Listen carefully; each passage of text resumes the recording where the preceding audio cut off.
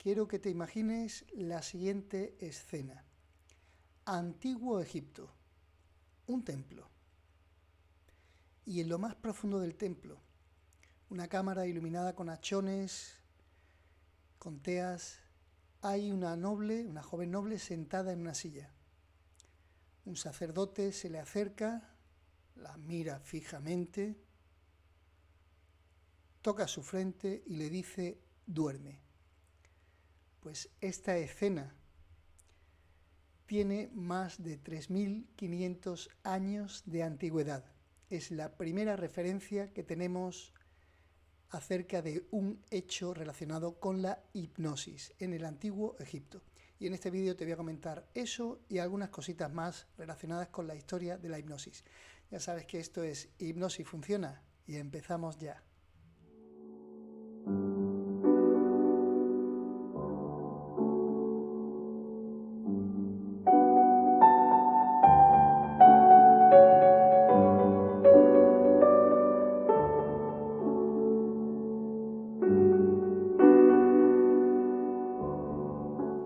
Muy buenas, bienvenida, bienvenido a una cita más con el mundo de la hipnosis.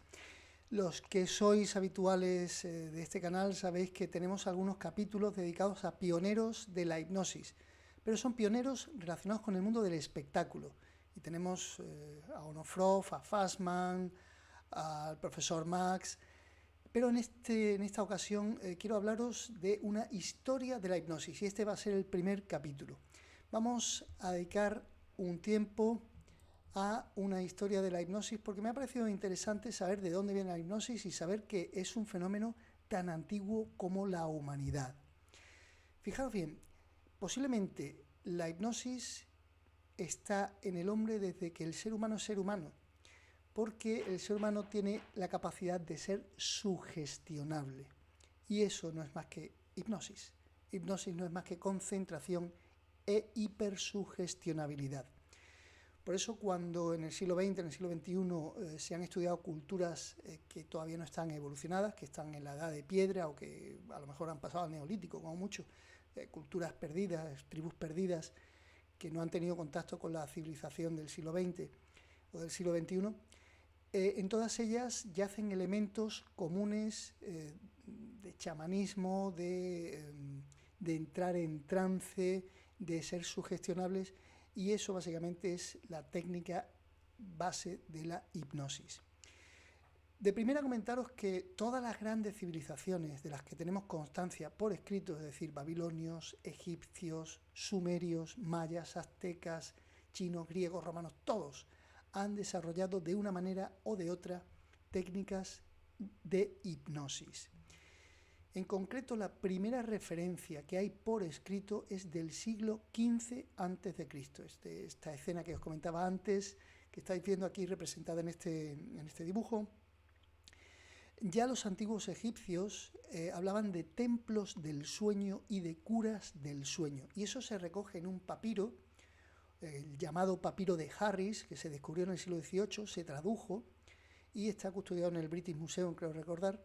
En este papiro de Harris, además de otros muchos temas, se habla de que los antiguos egipcios acudían a los templos para ponerse en manos de los sacerdotes y mediante unas técnicas de hipnosis, no lo llaman así lógicamente, pero mediante unas técnicas relacionadas con la hipnosis, entraban en un profundo sueño y a partir de ahí sanaban sus males.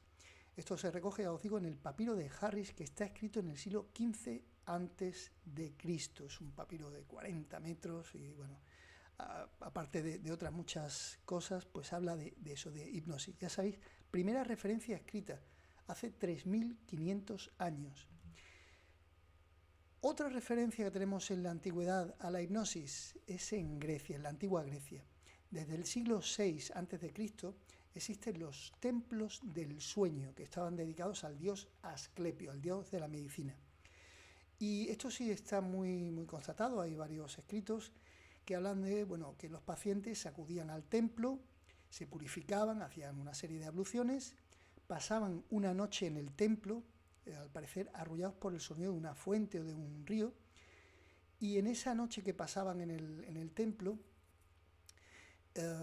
pues tenían sueños en los que se les aparecía el dios Asclepio, el dios de la medicina, y este dios, mediante sugestiones, le iba diciendo cómo tenía que ser su terapia, cómo tenían que curarse. Acudían tanto enfermos del cuerpo como enfermos de la mente. Y los médicos, los asclepiones, los médicos de aquella época que estaban en ese templo, pues mediante sugestiones iban curando, iban sanando a los pacientes que llegaban allí. Luego, lógicamente, los pacientes tenían que retratarse y aflojar la pasta, y además creo que en las puertas ponían exvotos con la parte del cuerpo que habían sanado. Esto ya desde el siglo VI. De hecho, tuvieron tanta fuerza esos templos que hubo más de 300 en la antigua Grecia, más de 300 templos relacionados con estas curas del sueño, que tienen que ver un poco con lo que hablamos de los egipcios. Importante también reconocer la labor de los pensadores de aquella época, tanto Gorgias como Platón. Por ejemplo, Platón es muy conocido, es un filósofo muy conocido del siglo V a.C., hace 2500 años. Platón decía que la sugestión es el principal arma que tiene un hipnotista. Platón decía que la sugestión podía reordenar los elementos de la mente, y hablaba de 4 elementos: creencias, sentimientos, impulsos y saberes. Fijaros, hace 2500 años ya se estaba hablando de cosas que hoy en día un hipnoterapeuta tiene a la orden del día. Con hipnosis sabemos que podemos controlar los impulsos. Si tú eres fumador o fumadora, por ejemplo, sabemos que mediante técnicas hipnóticas podemos controlar tu impulso de fumar, o tu ludopatía, tu impulso de jugar, o tu impulso de comer, mediante hipnosis, mediante sugestión. Pero es que Platón hablaba también de sentimientos. Imagínate una persona ansiosa, enseguida cae en ese pozo en el que los pensamientos empiezan a dar vueltas, pensamientos negativos, y esos pensamientos afectan al cuerpo y empiezan a darte taquicardia, sensación de ahogo, de hormigueo. Pues esos sentimientos desde el siglo V a.C. ya se podían tratar con hipnosis, y hoy en día es una cosa que hacemos los hipnoterapeutas, curar una fobia, por ejemplo, un sentimiento. Y habla también de saberes, del saber. Y es que la hipnosis es un estado en el que se aprende muy rápido, por eso las terapias de hipnosis son rápidas, porque en poco tiempo tu mente es capaz de asimilar una gran cantidad de información y de vivirlas. Entonces, ese saber del que hablaba Platón, que se puede con sugestión, es una cosa que los hipnotistas de hoy en día trabajamos mucho. También Aristóteles, otro de los sabios griegos, habla de que la sugestión produce una catarsis, y habla del poder de la palabra, del poder de la persuasión. Realmente un hipnotista lo único que hace es usar la palabra, nada más. Pues ya Aristóteles habla del poder de la persuasión, del poder de la sugestión. Y dice que la sugestión produce una catarsis o liberación de las pasiones, y que esa liberación libera a la mente del sufrimiento del cuerpo.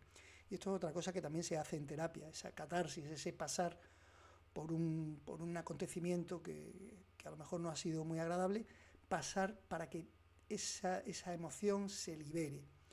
Bueno, pues fijaros, en el siglo V, en el siglo VI a.C., ya se usaban estas técnicas relacionadas con la sugestión, relacionadas con la hipnosis.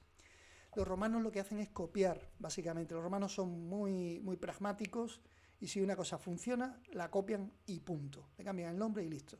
Pues en la antigua Roma también existieron templos del sueño.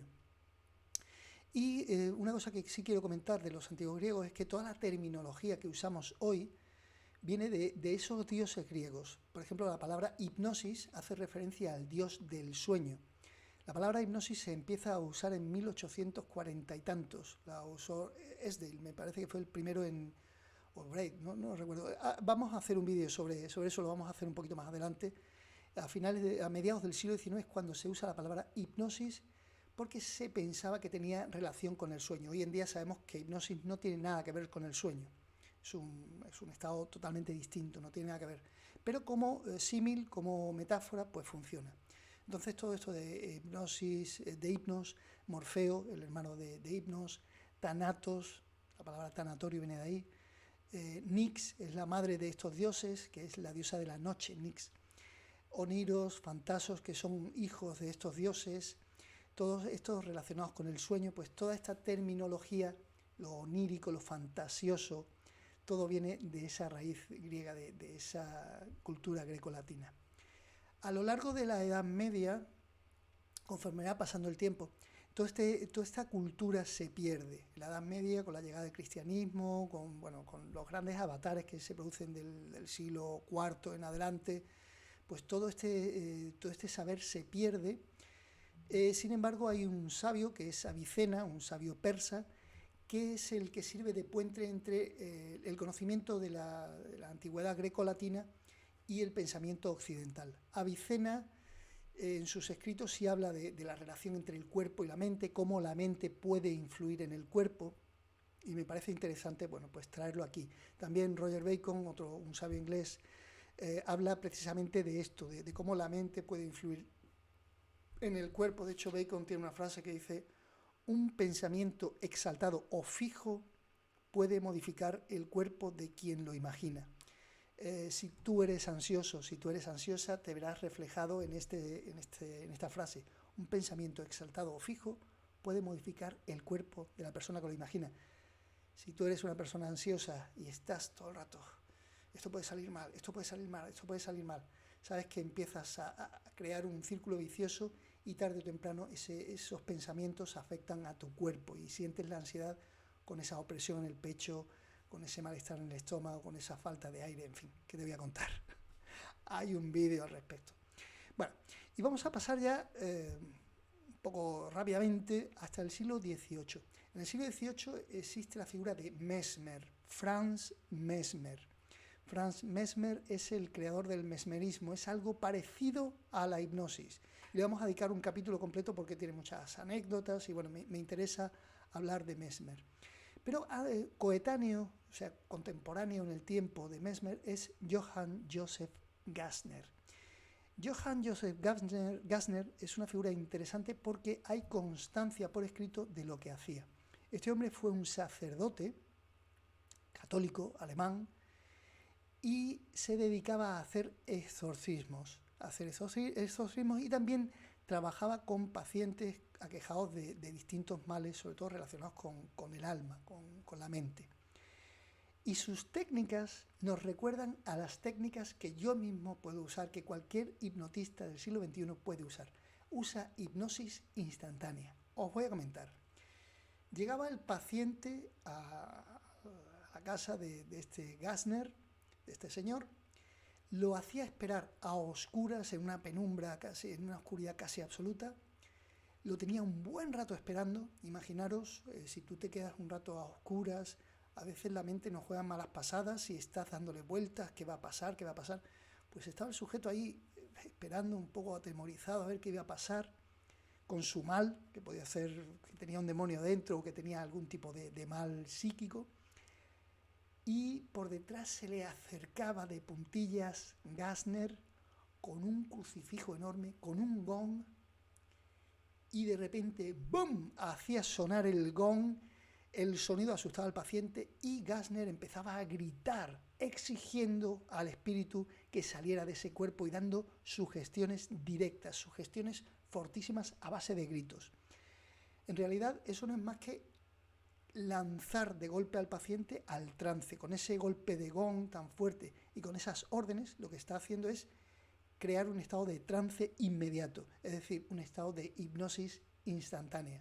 Es como cuando yo en mis shows, hay vídeos también en el canal, lo habréis visto, le digo al voluntario que apoye su mano en la mía, quito la mano, le produzco un pequeño shock y entonces empiezo a darle órdenes. A eso se le llama hipnosis instantánea. Y es cierto, funciona. Funciona porque nuestra mente es así.